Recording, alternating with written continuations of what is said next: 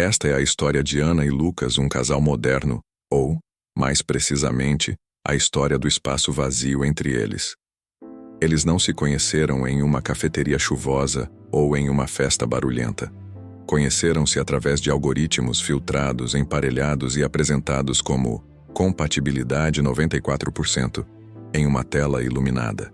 Ana, uma designer de interiores de 28 anos, vivia em meio a paletas de cores e texturas vibrantes, mas seu próprio mundo parecia envolto em um cinza constante. Lucas, um analista de dados de 30 anos, era um mestre em conectar pontos e prever futuros, exceto o seu próprio. O relacionamento deles floresceu em um ecossistema digital. Eles eram o casal moderno perfeito, sempre online, sempre presentes digitalmente, validando sua conexão através de stories e interações públicas. A rotina deles era um paradoxo sutil, mas destrutivo. Acordavam um ao lado do outro, mas a primeira interação do dia era uma curtida em uma postagem separada, validando a felicidade alheia antes de confirmarem a própria. A conversa supostamente profunda da noite, a confissão íntima, acontecia invariavelmente por mensagem de texto, deitados lado a lado, enquanto o silêncio preenchia o quarto. Eles estavam juntos. Mas, em um mundo onde a conexão se media por sinais de Wi-Fi, será que estavam conectados? Para combater a sensação crescente de ruído branco emocional em sua relação, eles decidiram por uma fuga de detox digital para uma cabana isolada na serra. O objetivo, imposto por Ana com uma rigidez quase desesperada. 8 dias sem telas, era para ser um refúgio de paz, mas rapidamente se tornou um experimento claustrofóbico de proximidade. Ao chegarem, o silêncio era esmagador. Não o silêncio da paz natural, mas o silêncio da ausência de distrações. Era um som oco que parecia exigir uma resposta. No primeiro dia, enquanto caminhavam pela trilha úmida, Lucas tentava manter a mão de Ana, mas a mão dela parecia flutuar. Ela estava tão acostumada a segurar o celular que sua mão livre parecia uma extensão amputada, incompleta. Ele, por sua vez, sentia uma coceira fantasma no bolso. A ausência física da vibração de uma notificação que o validava. A paisagem verde e real parecia menos nítida do que as imagens de alta resolução que eles costumavam compartilhar. Sem as telas para mediar ou filtrar, a comunicação ficou estranha e lenta. Na cozinha, sob a luz fraca da manhã, Lucas perguntou a Ana sobre o estresse no trabalho. Em vez de enviar um áudio rápido e editado, ela teve que verbalizar a frustração. As palavras saíram desajeitadas, pesadas, sem a facilidade dos caracteres digitais. Lucas, sem um emoji de surpresa ou solidariedade para enviar, teve que usar sua expressão facial. Pela primeira vez em meses, ele realmente viu Ana. Ele notou a ruga vertical que se acentuava na testa dela quando estava estressada. Um detalhe minúsculo que nenhuma câmera de celular havia capturado, e que ele percebeu ser um sinal de alarme.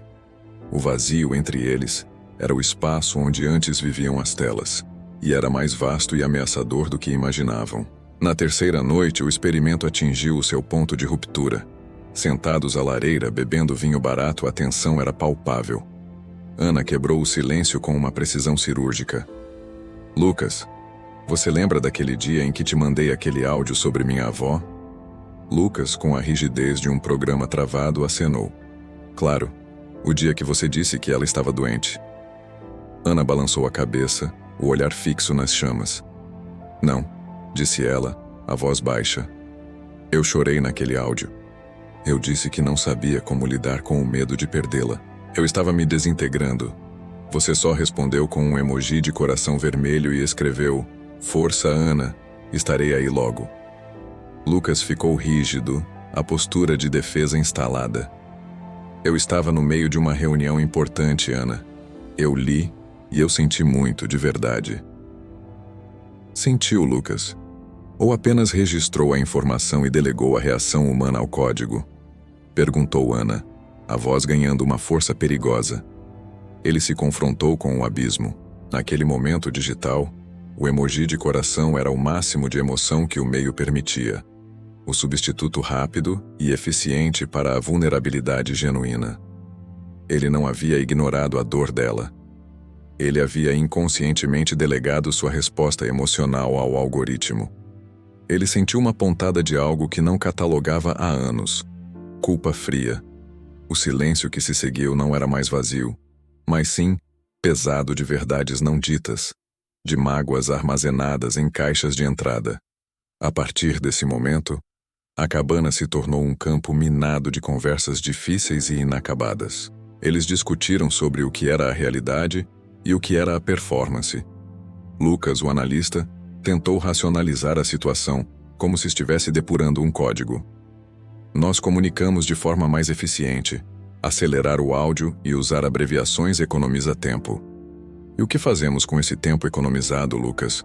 Nós o usamos para rolar a tela e ver a vida dos outros, vivendo em um estado de comparação infinita, respondeu Ana, a voz carregada de uma tristeza antiga.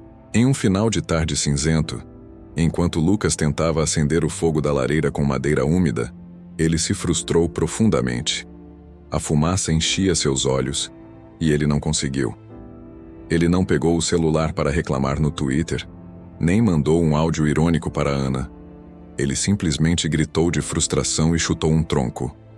Ana o viu, não como o avatar de humor equilibrado que ele postava diariamente, mas como um homem real, com veias saltadas, raiva suja e o cheiro real de fumaça e suor. Ela se aproximou, e em vez de oferecer uma frase de efeito ou um clichê motivacional, ela fez a única coisa que um like jamais poderia fazer. Ela o abraçou, forte e desajeitadamente. Naquele abraço, o código de comunicação deles finalmente se quebrou. Não houve luzes nem notificações, apenas a pressão desajeitada do corpo do outro e o som real de 2 respirações se acalmando. Foi assustador e profundo. Ao final da semana, eles voltaram para a cidade. O experimento acabou, mas a experiência permaneceu como uma cicatriz sutil. Eles não jogaram fora os celulares.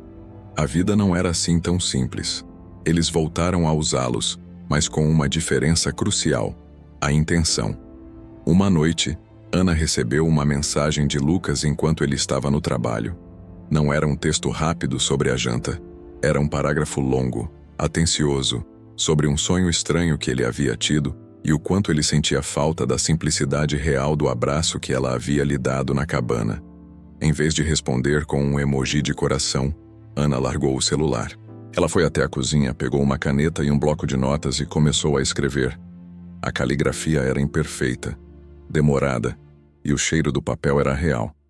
Ela escreveu sobre o que o abraço significou para ela e o medo que ela ainda sentia daquele silêncio na cabana.